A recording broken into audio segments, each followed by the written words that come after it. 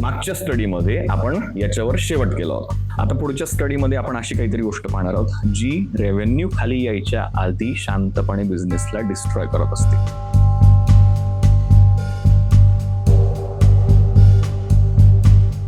आता पुढे जाण्याच्या आधी बिझनेस ग्रोथ बद्दल तुम्हाला ज्या काही गोष्टी माहिती आहेत त्या या व्हिडिओ संपेपर्यंत थोडा वेळ बाजूला ठेवा, कारण आपण एक असा बिझनेस पाहणार आहोत ज्याच्याकडं किंवा ज्या बिझनेसमध्ये एकही महिना वाईट गेला नव्हता.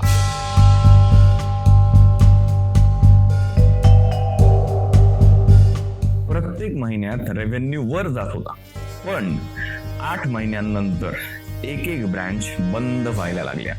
सो मग इथं अत्यंत महत्वाचा प्रश्न उभा राहतो की अशी कोणती गोष्ट होती का की ज्यांना त्या गोष्टीने याच्याबद्दल पहिल्यांदा वॉर्निंग दिली.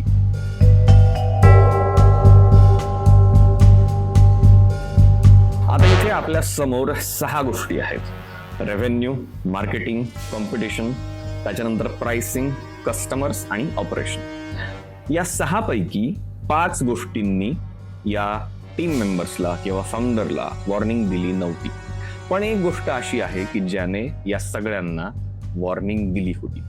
ती गोष्ट कोणती असेल?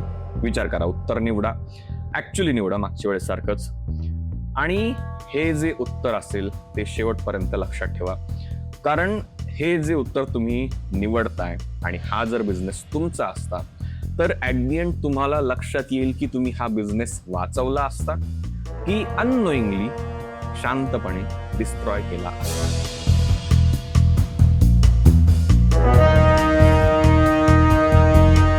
आता आपल्या समोर पहिला पुरावा आहे, पहिला एव्हिडन्स आहे, तो म्हणजे रेव्हेन्यू. रेव्हेन्यूची ग्रोथ त्यांना दिसून येते प्रत्येक महिन्यामध्ये, पण तिथं ड्रॅमॅटिक असं काहीच नाहीये, शंका येईल असं काहीच नाही, हेल्दी ग्रोथ चालू आहे.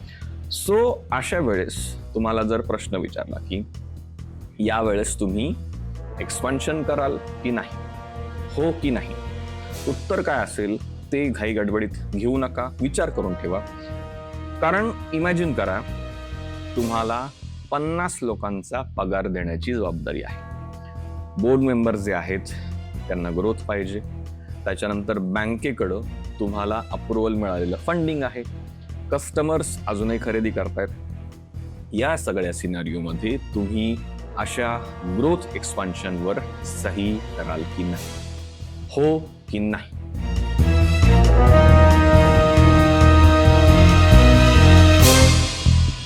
सो फाउंडरने एक्सपान्शन जे आहे त्याला अप्रुव्हल दिलं, त्याला ग्रीन सिग्नल दिला. मग नवीन ब्रँच सुरू झाली, हायरिंग सुरू झालं, त्याच्यानंतर इन्व्हेंटरी आणखी वाढली, त्याच्यानंतर मार्केटिंग बजेट आणखी वाढलं. सगळं काही एका मोठ्या मोमेंटम सारखं दिसून यायला लागलं. न्यूजपेपर्स म्हणा किंवा मीडियाने सगळ्यांनी कव्हरेज दिलं या ग्रोथ एक्सपान्शनला, सगळ्या एम्प्लॉईजनी सेलिब्रेट केलं, कस्टमर्सनी सुद्धा कॉंग्रॅच्युलेशन्स वगैरे या सगळ्या गोष्टी केल्या. फाउंडरची जी फॅमिली आहे त्यांना सुद्धा एकदम अभिमानाचा क्षण असं वाटलं. आता या ठिकाणी अशा सिनारिओमध्ये जर तुम्ही असता तर तुम्ही काय केलं असतं बरं? तुम्ही सेलिब्रेट केलं असतं? बहुतेक लोकांनी सेलिब्रेट केलं असतं. आता हे महत्वाचं आहे, कारण रियालिटी अजून समोर आलेली नाही.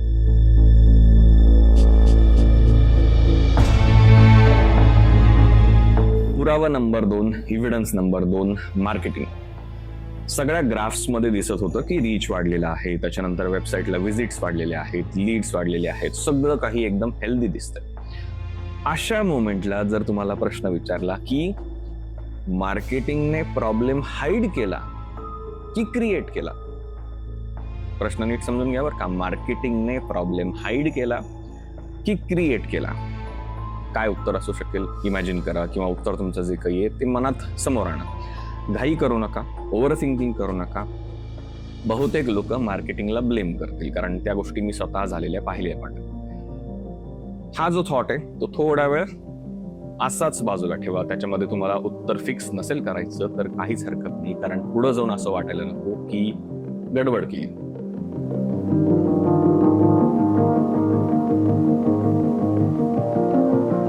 या फाउंडरने सुद्धा मार्केटिंगला ब्लेम केला. एजन्सी सोबत मीटिंग केली, त्याच्यानंतर लॉंग डिस्कशन झाले, भरपूर साऱ्या मीटिंगवर मीटिंग झाल्या, नवीन कॅम्पेन लॉन्च केलं, नवीन सारे क्रिएटिव्ह समोर आले, त्याच्यानंतर मग भरपूर सारं बजेट सुद्धा अप्रूव्ह झालं. 3 महिन्यांनी रेव्हेन्यू वाढला पुन्हा एकदा.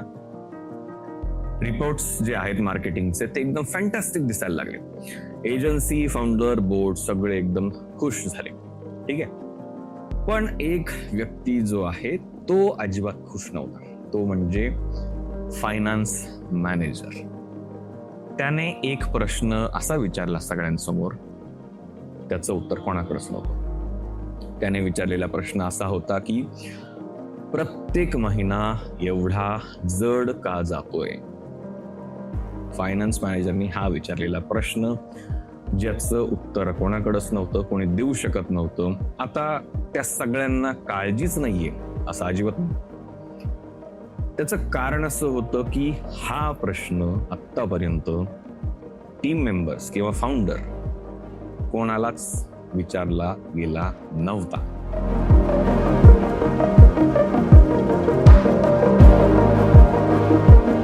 आता 2 कॉलम तुमच्या समोर आणा. एक कॉलम आहे ऍक्टिव्हिटीचा, दुसरा कॉलम आहे हेल्थचा.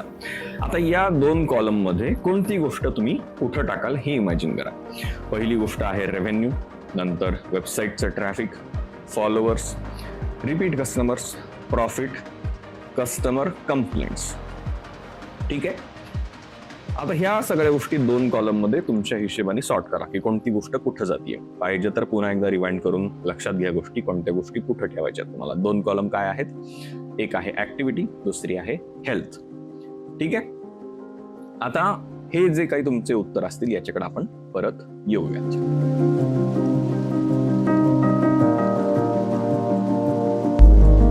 एव्हिडन्स नंबर 3, पुरावा नंबर 3, कॉम्पिटिशन, स्पर्धक. फाउंडरला वाटत होतं की जे स्पर्धक आहेत ते एकदम अग्रेसिव्ह बनलेले आहेत, म्हणून आपल्याला या गोष्टी फेस करायला लागतात. सो ही सेन्सिबल गोष्ट सगळ्यांना वाटली, टीम मेंबर्सला. सो सगळ्यांनी त्याच्यावर विश्वास ठेवला, सगळ्यांनी मार्केटचा स्टडी सुरू केला.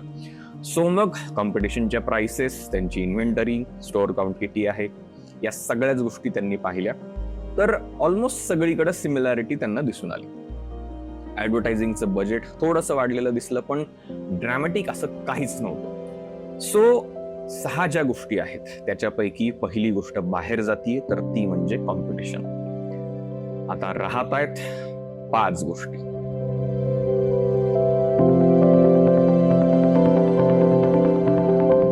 एव्हिडन्स नंबर 4, पुरावा नंबर 4, प्राइसिंग, किमती. कदाचित कस्टमर्स असा विचार करत असतील की आपले प्रॉडक्ट्स महाग आहेत. सो मग ही सुद्धा गोष्ट सगळ्यांना सेन्सिबल आणि रिझनेबल वाटली. सो मग त्यांनी मार्केटमध्ये टेस्टिंग सुरू केलं, टेम्पररी एक प्रमोशन लॉन्च केलं. सेल्स इमिजिएटली वाढला. सो सेलिब्रेशन झालं का? नाही. कारण एक विचित्र गोष्ट घडली, ती म्हणजे महिन्याभराने सगळ्या गोष्टी ज्या आहेत त्या पुन्हा एकदा आधीच्या स्टेजला येऊन बसल्या. ठीक आहे. प्राइसिंग हा प्रॉब्लेम नव्हता. ही गोष्ट जी आहे प्राइसिंगची ती पेन किलर होती, असं त्यांना क्लिअरली समोर लक्षात आलं, दिसून आलं. सो मग आता प्राइसिंग सुद्धा या 6 गोष्टीतनं बाजूला जात आहे. राहत आहेत 4 गोष्टी.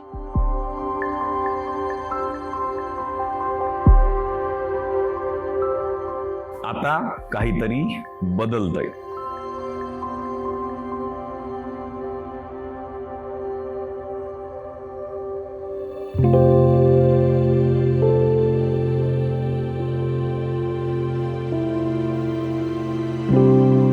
विचार करा की कोणत्या डॅशबोर्डने या सगळ्या फिलिंग्स दाखवल्या असतील, किंवा कोणता डॅशबोर्ड या फिलिंग्स दाखवेल का?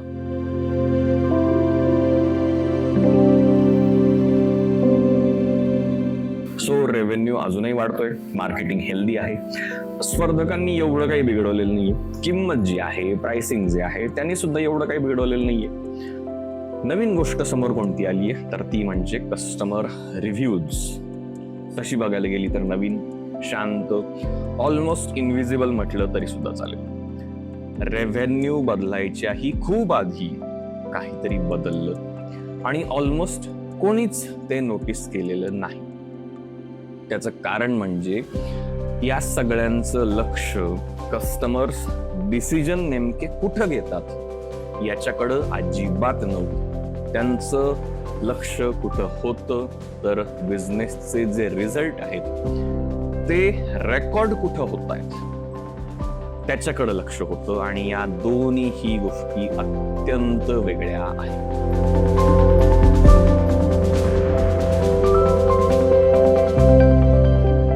हा बिझनेस थोडा वेळ बाजूला ठेवा, तुमच्या बिझनेस बद्दल विचार करा. इथं तुमच्या बिझनेसमध्ये असा नेमका कोणता सिग्नल आहे की जो तुम्ही प्रत्येक महिन्यात सेलिब्रेट करता? मग तो रेव्हेन्यू आहे का, फॉलोअर्स आहेत का, त्याच्यानंतर एन्क्वायरीज आहेत का, ऑर्डर्स आहेत का? इथे एक प्रश्न स्वतःला विचारा की हा नंबर जर हेल्दी वाटतोय तर अशी कोणती गोष्ट आहे जी सध्याच्या स्टेजला ऍव्हरेज आहे आणि ती वाईट होण्याच्या मार्गाकडे कदाचित जाऊ शकते, ती पॉसिबिलिटी आहे. कोणती गोष्ट आहे? विचार करा. लगेच घाई गडबडीत हीच गोष्ट आहे असं ठरवू नका.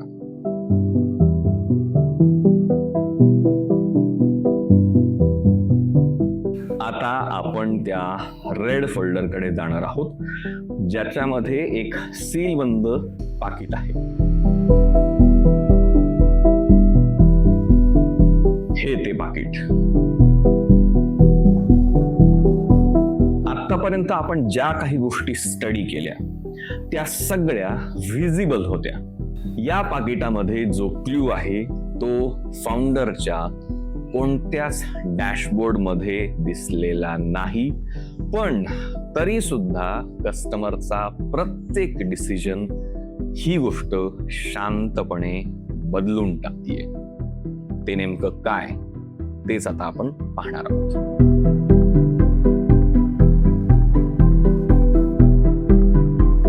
सो आता या पाकिटामध्ये नेमकं काय आहे त्याच्याही आधी आपण ज्या सुरुवातीला गोष्टी पाहिल्यात त्या पूर्णपणे बाजूला करूयात. Revenue, marketing, competition, pricing, operations. राहतंय काय? कस्टमर्स. सो आता हे ओपन करायच्याही आधी तुम्ही एक फायनल प्रेडिक्शन करण्याची गरज आहे. रेव्हेन्यू बद्दल नाही, मार्केटिंग बद्दल नाही, तर लोकांबद्दल. फाउंडरने नोटीस करायच्याही आधी लोकांनी असं काय नोटीस केलं असेल याचं उत्तर तुम्हाला आत्ताच्या स्टेजला शोधणं गरजेचं आहे. त्याच्यासाठी वेळ घ्या, कारण जर तुम्ही बिझनेस रन करताय, बिझनेस चालवताय, तर याचं उत्तर मी जे काही देणार आहे त्याच्याही पेक्षा हा प्रश्न तुमच्या बिझनेसच्या ग्रोथसाठी अत्यंत महत्वाचा आहे. सो वेळ घ्या आणि विचार करा, काय आहे तुमचं फायनल प्रेडिक्शन.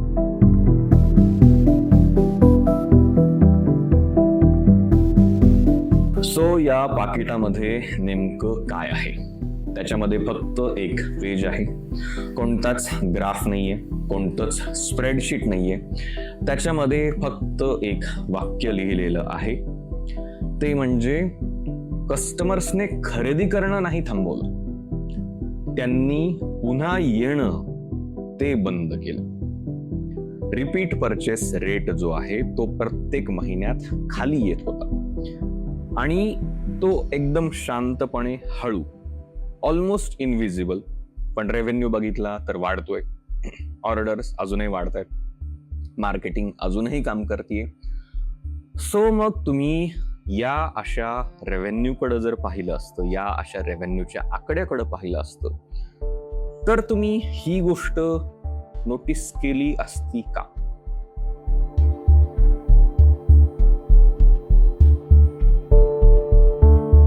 बघायचं डीप लेवलला जाऊन. चला. सो असं समजा की तुम्ही एका बादलीमध्ये पाणी ओतताय, ठीक आहे.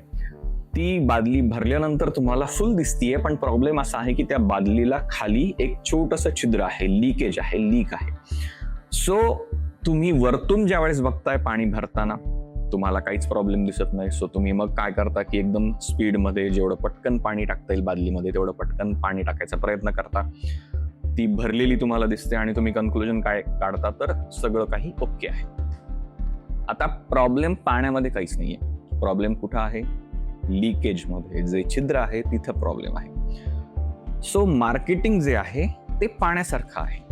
आता रिपीट बिहेवियर जे आहे ते कुठं आहे तुम्हाला लक्षात आलंच असेल, कुठं प्रॉब्लेम आहे ते तुम्हाला लक्षात आलंच असेल. सो मग बिझनेस जो आहे तो स्ट्रॉंगर पद्धतीनं ग्रो नव्हता होत, तर तिथं फक्त या बादलीमध्ये ज्या पद्धतीनं एकदम पटकन पाणी टाकलं जाते तशीच गोष्ट तिथं घडत होती. सो मग प्रत्येक महिन्यात हा एफर्ट एकदम गरजेचाच वाटतो. बिझनेस हा इफिशियंट बनला नव्हता, तो बिझनेस कोणत्या तरी गोष्टीवर डिपेंडंट बनला होता. फरक लक्षात येतोय?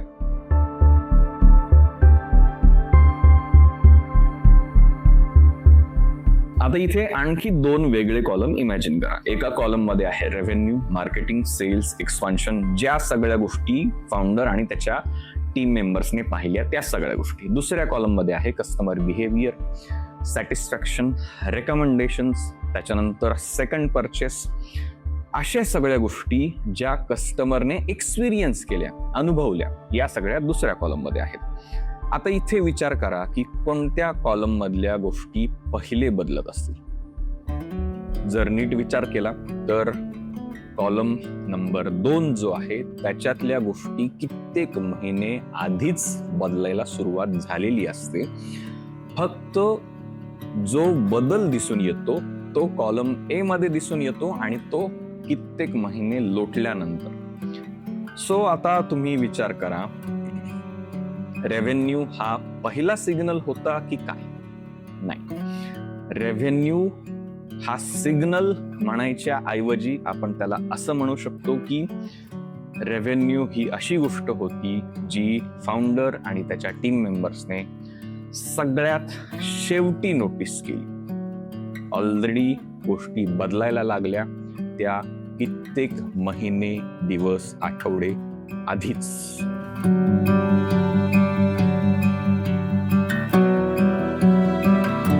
आता इथे एकदम इंटरेस्टिंग गोष्ट घडणार आहे. बिझनेस ए तुमच्या समोर आहे, ज्याच्याकडे प्रत्येक महिन्यात 100 नवीन कस्टमर आहेत आणि 20 कस्टमर त्याच्याकडे रिपीट होतात.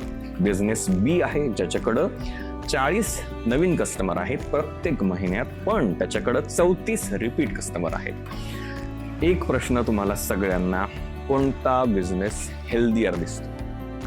आता इंटरेस्टिंग गोष्ट अशी की हा स्टडी किंवा हा व्हिडिओ पाहायच्या आधी 20 मिनिटं आधी जर तुम्हाला हा प्रश्न विचारला असता, सेम प्रश्न, या 2 बिझनेस पैकी कोणता हेल्दी, तर कदाचित तुमचं उत्तर वेगळं असू शकलं असतं. हे तुम्हालाही लक्षात आलंच असेल.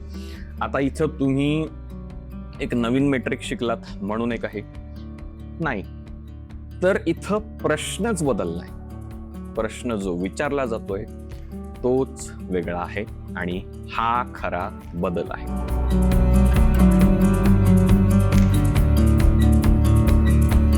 सो आता सुरुवातीला ज्या आपण गोष्टी पाहिल्या त्याच्याकडे पुन्हा एकदा जाऊयात. का बरं ते तुम्हाला लक्षात येईलच. रेव्हेन्यू ऑलरेडी ग्रो होत होता, त्याच्यानंतर मार्केटिंगने प्रॉब्लेम हाईड केला की क्रिएट केला असं आपण सुरुवातीला डिस्कस केलं.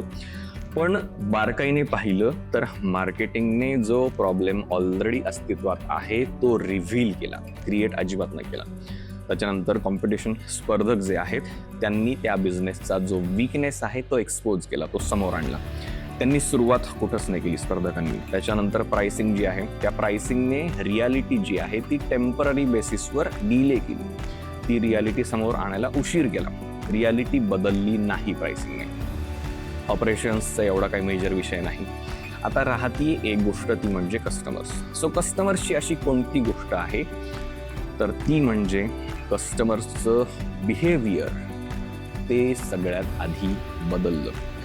बिझनेसने मेजर केले रिझल्ट्स, डॅशबोर्ड्स, स्प्रेडशीट्स, पण त्यांनी कस्टमरचे डिसिजन्स, त्यांचं बिहेवियर कुठं बदलतंय हे अजिबात पाहिलं नाही.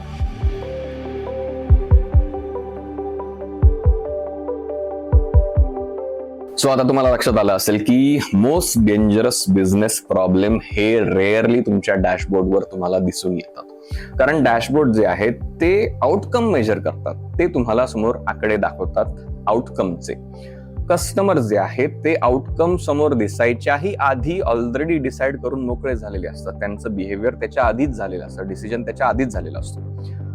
लोक ठरवतात, कस्टमर ठरवतात की रिटर्न जायचं की नाही, रिपीट परचेस करायचं की नाही, रेकमेंड करायचं की नाही, त्याच्यानंतर ट्रस्ट ठेवायचं की नाही, कम्पेअर करायचं की नाही, वाट पाहायची की नाही, त्याच्यानंतर पुढच्या वेळेस दुसऱ्या कोणाला प्रेफर करायचं की नेमकं काय करायचं, हे सगळं कस्टमर्स ठरवतात. आणि हे डिसिजन्स जे आहेत ते कोणतेच अनाउन्समेंट नाही करत, घोषणा नाही करत, हे शांतपणे होतात. आणि एक दिवस असा येतो की ज्यावेळेस मग तुम्हाला आकडे स्पष्टपणे सगळ्या गोष्टी समोर प्रेझेंट करतात, ज्या वेळेला ऑलरेडी उशीर झालेला असतो.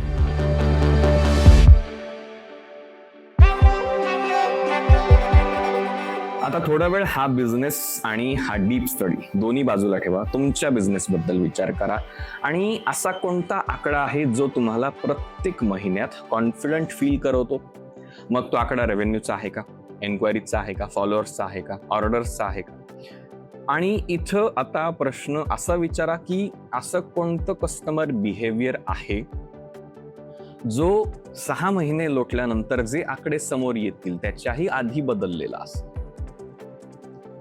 हा विषय नेमका कोणता आहे, हे कस्टमर बिहेवियर कोणतं असू शकेल, हा डिसिजन कस्टमर्स नेमका कोणता घेत असतील हा विचार करा. घाई गडबड करू नका, कारण कदाचित तुमच्या बिझनेससाठी हीच गोष्ट सध्याच्या स्टेजला अत्यंत गरजेची आहे, डीप लेवलला जाऊन स्टडी करण्याची.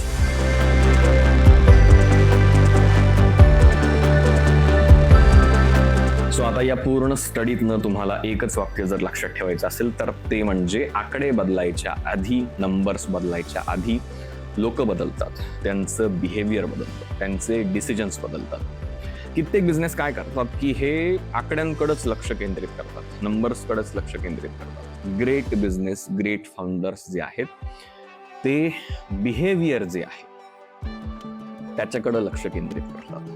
कस्टमर्स नेमके डिसिजन्स कुठल्या स्टेजला घेत आहेत, कुठं घेत आहेत याच्याकडे लक्ष केंद्रित करतात. आणि याच्याबद्दल खरं तर हा डीप स्टडी होता. हा ट्रस्ट बद्दल नव्हता, मार्केटिंग बद्दल नव्हता, डॅशबोर्ड बद्दल नव्हता. कारण बिहेवियर जे आहे, कृती जी आहे त्याच्यामुळे तुम्हाला अटेन्शन दिसतंय, त्याच्यानंतर बिहेवियर जे आहे कस्टमर्सचं त्याच्यामुळे तुम्हाला रेव्हेन्यूचे आकडे दिसत आहेत, त्याच्यानंतर कस्टमर्सचं जे बिहेवियर आहे, कृती जी आहे त्याच्या हिशेबानेच तुम्हाला ग्रोथ आहे की नाही हे तुम्हाला स्पष्टपणे दिसतंय. आणि जे बिझनेस बिहेवियर सगळ्यात आधी नोटीस करतात त्या बिझनेसला रेव्हेन्यूचे आकडे वॉर्निंग देण्याची, वाट पाहण्याची गरज भासत नाही.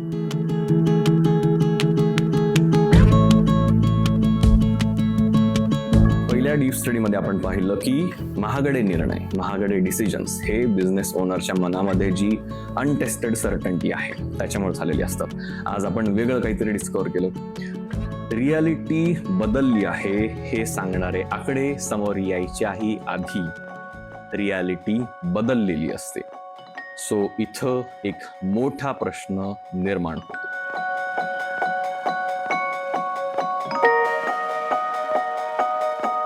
जर रेव्हेन्यूचे आकडे सांगतोय की काय घडलं, तर असं नेमकं काय आहे की जे पुढं घडणार आहे ते सांगू शकेल.